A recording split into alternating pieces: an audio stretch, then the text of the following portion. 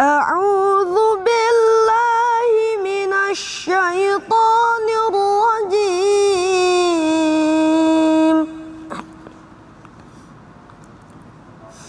Bismillahirrahmanirrahim. Abasa wa tawalla an ja'ahul a'ma wa ma yudrika la'allahu yazakka aw yadhakkaru fatanfa'ahu dzikra amma man istaghna fa anta lahu tasadda wa ma 'alaika alla yazakka wa amma man ja'aka yas'a wa huwa yakhsha fa anta 'anhu talahha. Shadaqallahul azim. Aku berlindung kepada Allah dari godaan setan yang terkutuk. Dengan nama Allah yang Maha Pengasih, Maha Penyayang. Dia Muhammad berwajah masam dan berpaling karena seorang buta telah datang kepadanya, Abdullah bin Ummi Maktum. Dan tahukah engkau Muhammad, barangkali dia ingin menyucikan dirinya dari dosa, atau dia ingin mendapatkan pengajaran yang memberi manfaat kepadanya. Adapun orang yang merasa dirinya serba cukup, pembesar-pembesar Quraisy, maka engkau Muhammad memberi perhatian kepadanya, padahal tidak ada celah atasmu kalau dia tidak menyucikan diri beriman.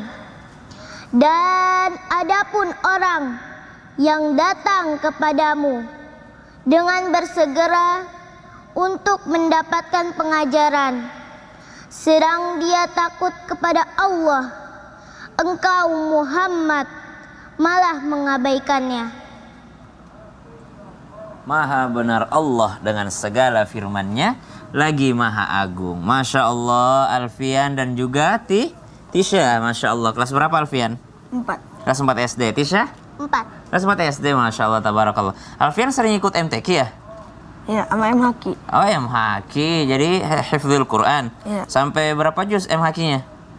Biasanya? Yang juz 30 aja sih biasanya. Oh, yang juz 30 aja. Berarti udah hafal ya juz 30 ini ya? Iya. Masya Allah, berarti udah ikut MHQ 1 juz gitu ya? Iya. Kalau Tisha belajar di mana, Tisha? Belajar di ayah Belajar di ayah. sama ustadz di sekolah. Sama ustadz di sekolah, Masya Allah, tabarakallah. Tadi Alfian bacaannya bagus sekali dan alhamdulillah semua hak-hak hurufnya diberikan gitu ya. Dimulai, jadi tidak kagok gitu. Kelihatan orang membaca Al-Quran ketika diawali, apalagi surah Abasa. Surah Abasa dimulai dengan langsung huruf Ain. Kalau orang tidak terlatih biasanya Abasa wa tawalla, pakai hamzah deh, Abasa. Tapi tadi Alfian langsung membacakan Abasa wa tawalla an ja'ahul a'ma wa ma yudrika la'allahu yazzakka. Jadi jelas zai dan juga yadza pakai zal dan juga zai jelas. Dan Tisha Masya Allah memberikan juga arti yang luar biasa kepada kita tentang bagaimana Nabi Muhammad SAW mengilustrasikan, karena Nabi itu tidak pernah salah, Nabi tidak pernah dosa, cuma Allah Subhanahu Wa Taala skenariokan supaya menjadi contoh bagi umatnya, bagi kita semua. Terima kasih banyak Alfian, terima kasih banyak Tisha, semoga menjadi anak yang soleh dan solehah. Setelah ini masih ada lagi penampilannya kan? Masya Allah, tabarakallah. Allahumma arhamna bil Quran. Masya Allah, saya mau kasih tepuk tangan dulu, Ustaz. Oh, iya dong. Ustaz Zoki bagus banget, jamaah. Ya Masya Allah, saya 13 keren. tahun tausiah Iya. sama Mas Fadil 10 tahun. Hah. Nggak pernah dia tepuk tangannya. Karena Bapak ngajinya nggak bagus. Ustaz Syam ngajinya bagus, saya tepuk tanganin. Iya. Tapi itu kan anak-anak tadi. Iya. Aku berlindung. Kok nggak pernah ditepuk tanganin juga? Enggak, Bapak juga kalau misalnya begitu udah tua juga, maksudnya harus ditepuk tanganin, udah tua masih bagus. Tapi ngaji tadi bagus banget, Bagus Masya Allah. banget, Sari Masya tilawahnya Allah. juga Tisha Iya, bagus Masya banget. Allah. Bagus banget loh itu. Iya. Itu Barakallah. bagus. Aku berasa lagi Kecil nonton soalnya. MTQ, tau gak sih? Wah, keren. Berasa nonton kontes gitu kan langsung. Iya, Masya Allah. karena alhamdulillah anak-anak seperti yang tampil di sini. Ah. Buat yang di rumah kan pasti, wah senang banget. Aku juga mau, aku juga ikut, Ya, makanya. ikut. Tapi Ayo. ada loh cabang MTQ, Ah. namanya MHQ. Ya, Syarhil Quran. Oh, Syarhil Beda lagi. Quran. Beda Ada lagi. yang ngaji, ada yang terjemahin, ada yang ceramah. Jadi Ya. bertiga Dari gitu. tadi seperti itu. Seperti itu. Gimana kalau kita lanjut sekarang tema kita ya? Masih banyak yang Kenapa luar sih biasa. setiap saya mau Anda melanjutkan? Ya, kita lagi mau bahas masalah tema yang luar biasa. Apa itu? Meraih pahala dengan bersabar. Yeay. Masya Allah. Nah, buat jamaah Islam Indah yang baru bergabung nih ya, kita lanjut lagi pembahasan kita. Nah, sekarang bicara masalah tentang kunci sabar. Nah, saya pernah dengar nih, Masya Allah nih buat jamaah Islam Indah. Kalau lagi marah tuh sholat. Nah, pertanyaannya kita bingung. Sholat fardu udah. Apakah sholat fardu, apakah sholat sunnah? Jawabannya mohon izin penjelasannya Ustaz Zoki. izin Silakan. guru-guru Fadhol. semuanya. Baik, jemaah Islam itu indah yang dirahmati oleh Allah Subhanahu wa taala. Allah Subhanahu wa taala berfirman, "Ya ayyuhalladzina amanu ista'inu bis-sabri was-shalah." Jadi Allah Subhanahu wa taala ingatkan kepada kita kalau terjadi apa-apa dalam kehidupan kita, kita minta pertolongan kepada Allah Subhanahu wa taala dengan sabar dan dengan salat. Sabar kemudian salat. Dua hal ini tidak mudah dilakukan kecuali orang-orang yang memiliki keterikatan yang kuat kepada Allah Subhanahu wa taala, memiliki keimanan yang kuat kepada Allah Subhanahu wa taala. Kita lihat dulu teman-teman sekalian mengenai sabar. Sabar ini banyak sekali dibahas di dalam Al-Qur'an, bahkan dijelaskan sabar itu pahalanya tiada batas. Kalau kita tahu kalau kita beramal soleh, maka pahalanya itu atau balasannya itu 10 sampai 700 kali lipat. Namun sabar itu Masya Allah teman-teman sekalian, sabar itu pahalanya tiada batas. Termasuk juga puasa kan? Oh iya, benar, Puasa Ustaz itu Zoki. kan balasannya adalah di atas tanggungannya Allah. Kenapa? Karena di dalam puasa itu ada sabar. Masya Allah. Di dalam puasa ada sabar. Kita sabar dalam menahan lapar, menahan haus. Di dalam puasa kita sabar melindungi anggota tubuh kita terhindar dari berbagai macam maksiat. Maka pahalanya juga atas tanggungan Allah. Begitu pula dengan sabar. Sabar ini teman-teman sekalian, Rasulullah SAW ingatkan ketika Rasul melihat ada seorang wanita yang menangis, berteriak dengan sangat luar biasa, memukul-mukul pipinya di atas kuburan. Maka Rasulullah ingatkan sabar itu di awal. Kemudian orang itu berpikir, engkau ini siapa? Aku tidak perlu nasihat-nasihat dari engkau. Dia tidak menyadari bahwa itu adalah Rasulullah. Apa maksud Rasulullah? Sabar itu di awal, sejak awal. Ketika kita mendapatkan ujian-ujian kesedihan, ketika kita mendapatkan sesuatu yang menyakitkan hati kita, membuat kita marah, sabar di awal. Sabar membuat kita menjadi tenang. Sabar membuat kita menjadi berpikir secara logik, berpikir secara baik. Sehingga akhirnya mengambil keputusan dengan tepat. Tapi kalau di awalnya sudah diisi dengan marah, di awalnya sudah diisi dengan menangis, meraung-raung, bagaimana kita bisa tenang dalam menghadapi segala macam persoalan hidup, apalagi mengambil keputusan yang tepat. Sehingga Allah mengingatkan kepada kita semua, kalau terjadi apa-apa kepadamu, sabar dulu. Sabar ini luar biasa, nanti di hari akhir ada malaikat-malaikat yang menjaga pintu surga juga akan menyambut orang-orang yang sabar. Apa kata malaikat? Salamun alaikum bima sabartum. Salam sejahtera untuk orang-orang yang sabar. Saking sabar ini luar biasa, dimiliki oleh orang-orang yang tertentu saja. Juga di dalam surah Al-Baqarah 155 sampai 157 juga lagi-lagi diucapkan mengenai sabar ini. Dalam kehidupan kita, teman-teman sekalian, Allah tidak akan pernah berhenti dalam menguji kita dengan berbagai macam hal. Walanabluwannakum bisyai'in minal khaufi wal ju'i wa naqsin minal amwali wal anfusi was samarat wa basyirus sabirin. Alladzina idza asabathum musibatun qalu inna lillahi wa inna ilaihi raji'un. Dalam Al-Baqarah 155 sampai 157, Allah sudah menerangkan kita pasti akan diuji sama Allah dengan apa? Dengan yang namanya minal khauf, dengan namanya ketakutan. Jadi dalam kehidupan kita ini kadang-kadang kita diuji dengan psikologis kita teman-teman sekalian. Kemudian diuji dengan minal ju', dengan kelaparan, atau kadang-kadang dengan fisik kita, Allah uji kita. Dan Allah uji kita dengan kehilangan harta, dengan finansial. Ada sebagian yang hidupannya Allah uji dengan keadaan perekonomian yang sulit misalnya. Kekurangan harta, kekurangan jiwa, kekurangan buah-buahan. Kadang-kadang Allah uji kita juga dengan sakit kita atau dengan perkara-perkara yang lain. Wa basyirus sabirin, beritakan kabar gembira untuk orang-orang yang sabar. Siapa mereka? Kalau diberikan ujian oleh Allah, dia tahu bahwa semuanya dari Allah, akan kembali kepada Allah. Semua titipan Allah kok, bukan semua ini saya yang punya. Jadi suka-suka Allah mau berbuat apa saja kepada kita, hanya kita minta kepada Allah sabar. Kemudian yang kedua, salat. Perkara sholat ini luar biasa teman-teman semua. Ingat, sholat ini diberikan oleh Allah ketika Rasulullah SAW mengalami tahun-tahun kesedihan. Yakni ketika pamannya atau ketika istrinya meninggal dunia. Allah berikan hadiah luar biasa yaitu sholat. Ingat juga pada saat Perang Badar di tahun 2 Hijriah. Pada saat itu umat Islam jumlahnya hanya 313 orang saja melawan 1000 orang kafir Quraisy. Maka apa yang terjadi teman-teman sekalian? Rasulullah SAW yang menyadari begitu sedikitnya jumlah umat Islam dan sedikitnya perlengkapan persenjataan yang hendak melawan kafir Quraisy, apa yang Rasul lakukan untuk meminta pertolongan kepada Allah selain sabar adalah sholat. Semalaman Rasulullah salat, mengangkatkan tangannya sambil terlihat ketiaknya menunjukkan betapa sungguh-sungguhnya beliau berdoa agar Allah menangkan dalam perang Badar, dan Allah menangkan perang Badar. Secara logika manusia nggak masuk akal. Namun akhirnya Allah memberikan ribuan malaikat untuk membantu umat Islam menang dalam perang tersebut. Sabar dan sholat menjadi penolong kita, insya Allah. Iya, pokoknya sabar dan sholat ini pasti akan menolong kita ya. Iya. Pada saat kita itu mau sholat itu sholat wajib atau sholat sunnah ini, Masya Allah semuanya dua-duanya perlu dilakukan nih pada saat kita lagi apalagi bulan puasa ini sholatnya kan banyak teman-teman boleh pilih. Iya. Sholat duha, mau sholat tahajud, mau sholat taubat, mau sholat hajat. Masya Allah. Sholat Terima sunnah kasih wudhu, banyak apapun. Ustazah Oki atas penjelasannya. Nah, ini buat jamaah Islam itu yang ada di rumah. Saya tadi tertarik dengan pembicaraan Ustazah Oki bicara masalah orang tentang diuji kesabaran. Ya namanya diuji kesabaran ini bentuknya pasti macam-macam dan Allah akan memberikan kepada orang yang tepat gitu loh ya kan. Memang itu dia mampu menjalankan itu. Nah, tadi dibilang kalau misalnya orang miskin bagaimana? Nah, saya pernah dengar orang miskin ini Rasulullah bilang akan masuk surga lebih cepat dibandingkan orang kaya. Nah, bagaimana nih? Mohon maaf nih Ustadz Maulana nih, tiba-tiba ada ujian Ustadz Maulana jatuh miskin.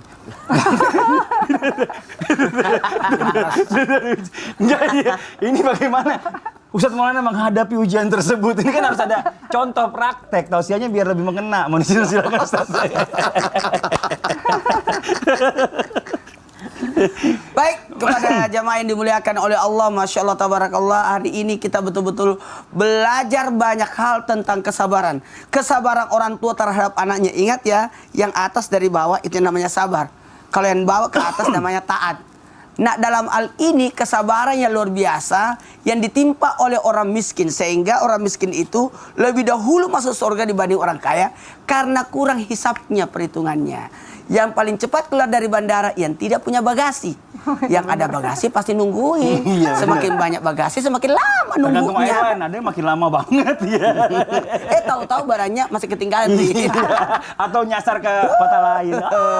Nah, dalam hal ini Masya Allah Tabarakallah, begitu pula orang miskin itu, Masya Allah Tabarakallah, kata Nabi paling banyak di surga orang miskin. Kenapa bisa? Sosok orang miskin datang mengadu kepada Rasul. Ya Rasulullah, enak orang kaya, bisa naik umroh tiap saat, bisa berangkat haji tiap tahun, bisa berjihad dengan hartanya. Kami ini bagaimana dengan orang miskin? Ya Rasulullah, maka Nabi pun ngajarin untuk membaca zikir. Subhanallah 33 kali, Alhamdulillah 33 kali, Allahu Akbar 33 kali setiap sudah sholat.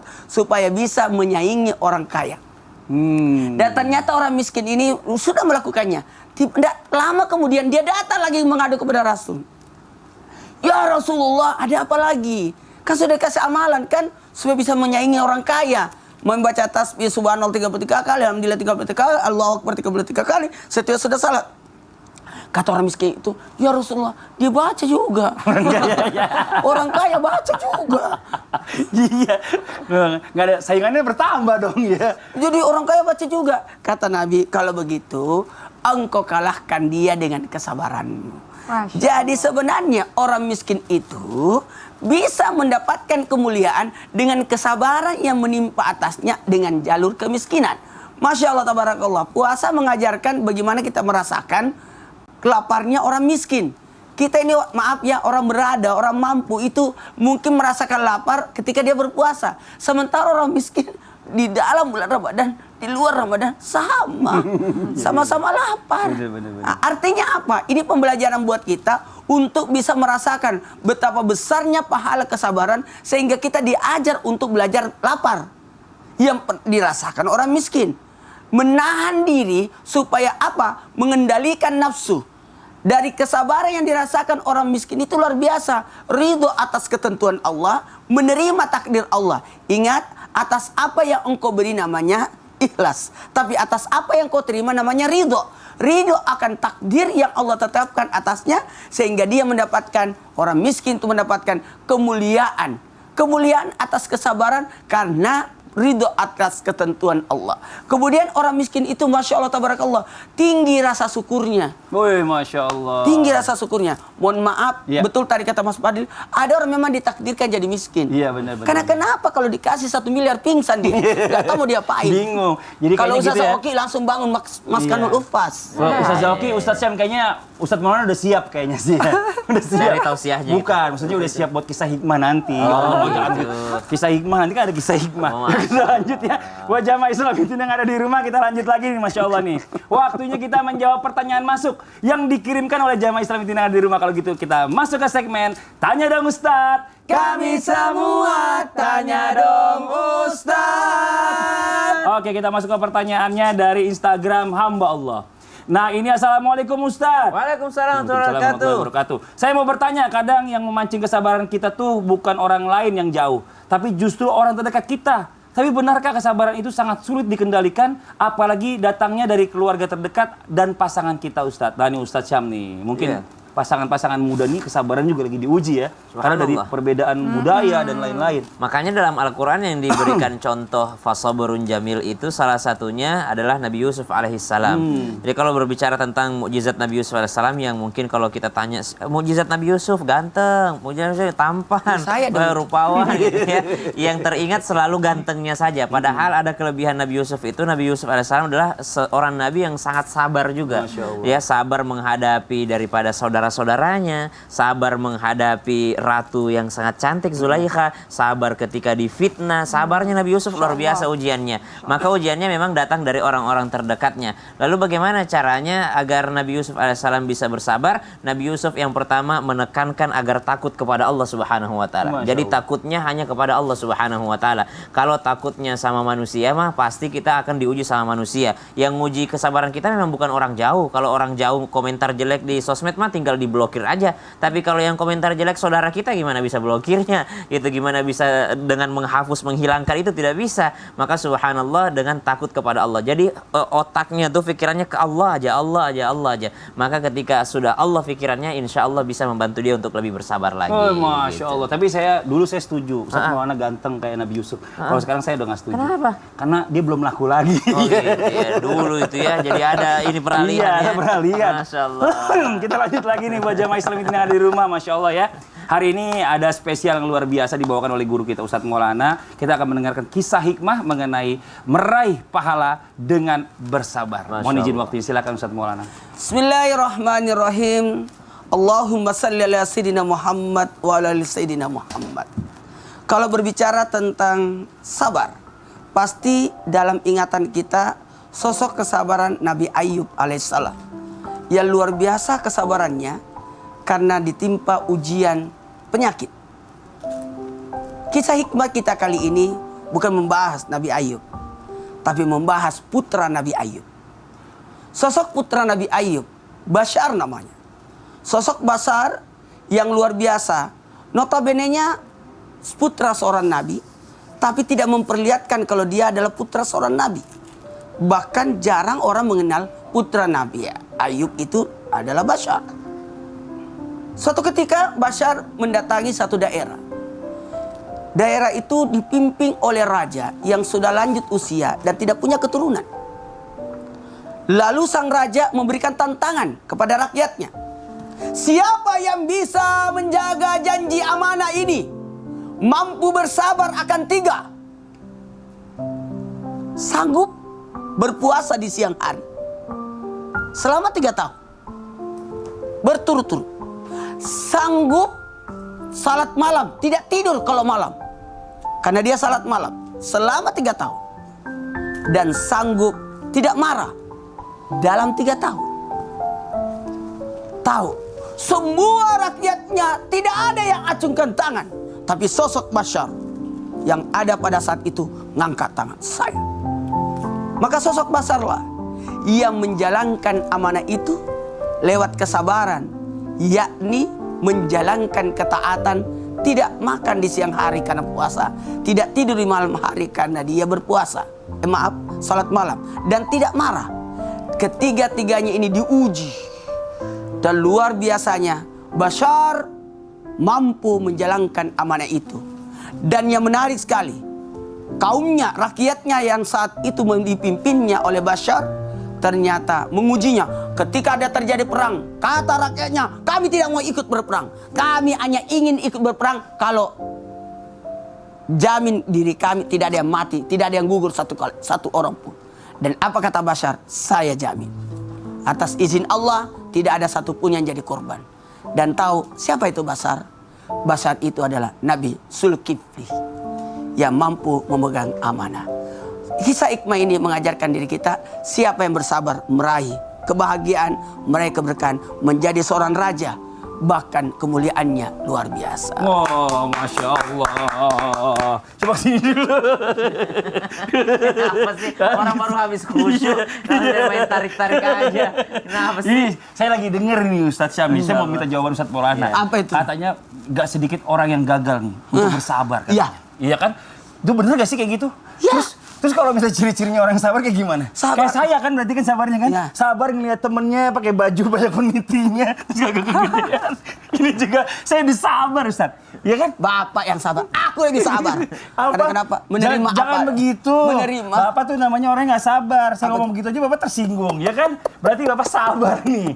Gak sabar maksudnya orang yang gagal untuk sabar. Hah, memang ada yang gagal? Ada. Ada orang gagal di bulan Ramadan ini. Ada. Di bulan Ramadan ini gagal mulai mengalami kesabaran. Siapa mereka itu? Bukan itu. Jangan kemana-mana. Tetap di Islam itu indah jamaah. Oh jamaah. Alhamdulillah. Saya cabutin jarum pentulnya ya.